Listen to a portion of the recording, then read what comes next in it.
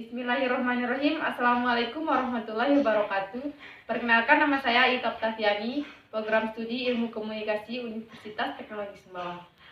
Di video kali ini saya akan menjelaskan salah satu tema dari mata kuliah Komunikasi Internasional, yaitu globalisasi. Pertama, saya akan menjelaskan pengertian globalisasi secara umum.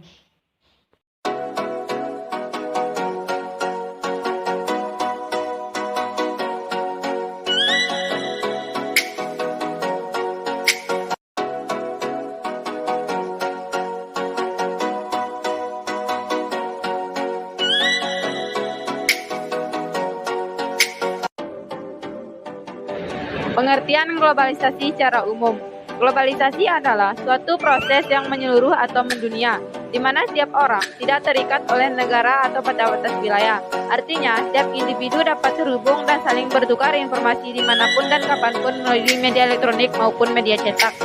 Pengertian globalisasi, menurut bahasa, yaitu suatu proses yang mendunia. Globalisasi dapat menjadikan suatu negara lebih kecil karena kemudahan komunikasi antar negara dalam berbagai bidang seperti pertukaran informasi dan perdagangan.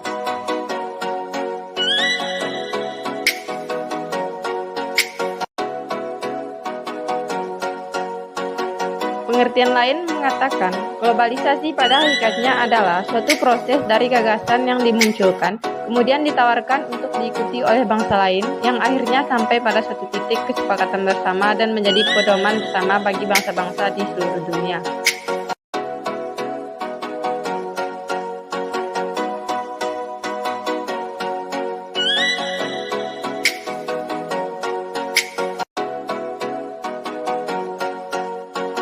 Selanjutnya, pengertian globalisasi menurut para ahli.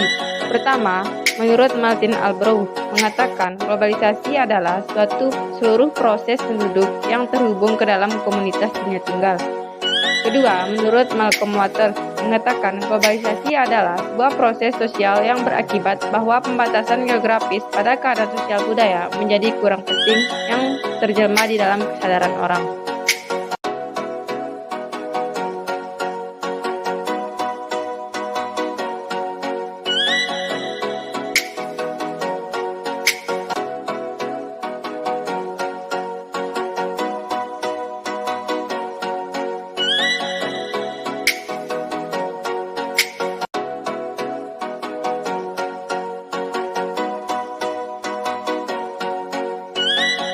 Budaya konsumerisme global yaitu paham atau ideologi yang menjadikan seseorang atau kelompok yang menjalankan suatu proses konsumsi barang-barang hasil produksi secara berlebihan atau tidak sepantasnya, dan dilakukan secara sadar dan berkelanjutan.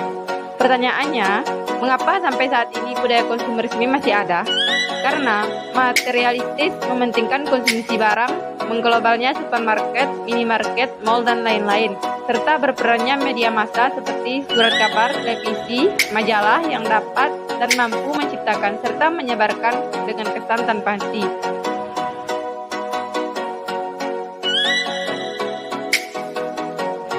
Ketergantungan adalah keadaan di mana kehidupan ekonomi negara-negara tertentu dipengaruhi oleh perkembangan dan ekspansi dari kehidupan ekonomi negara-negara lain. Negara-negara tersebut hanya berperan sebagai penerima akibat saja. Ketergantungan, yang merupakan salah satu teori yang termasuk dalam kelompok teori struktural, lahir dari dua induk. Induk yang pertama adalah teori-teori tentang imperialisme dan kolonialisme, baik yang Marxis maupun bukan Marxis.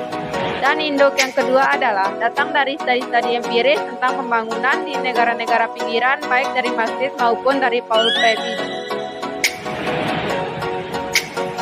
Contoh kecil ketika kita membutuhkan pasokan energi seperti BBM untuk percepatan mobilitas masyarakat, akan tetapi pasokan yang telah habis dan kita belum mampu untuk menciptakan inovasi ataupun perkembangan teknologi. Dalam menanggulangi hal tersebut, maka dapat dipastikan krisis akan terjadi. Teori imperialisme budaya menyatakan bahwa negara barat mendominasi media di seluruh dunia. Hal ini berarti media massa negara barat mendominasi media massa di dunia ketiga. Alasannya, media barat mempunyai efek yang kuat untuk mempengaruhi media dunia ketiga.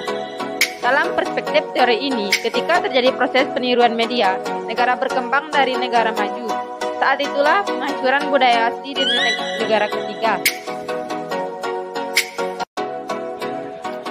Mungkin ini saja materi yang dapat saya jelaskan. Lebih kurangnya saya mohon maaf. Wabillahi taufiq wal hidayah. Wassalamualaikum warahmatullahi wabarakatuh.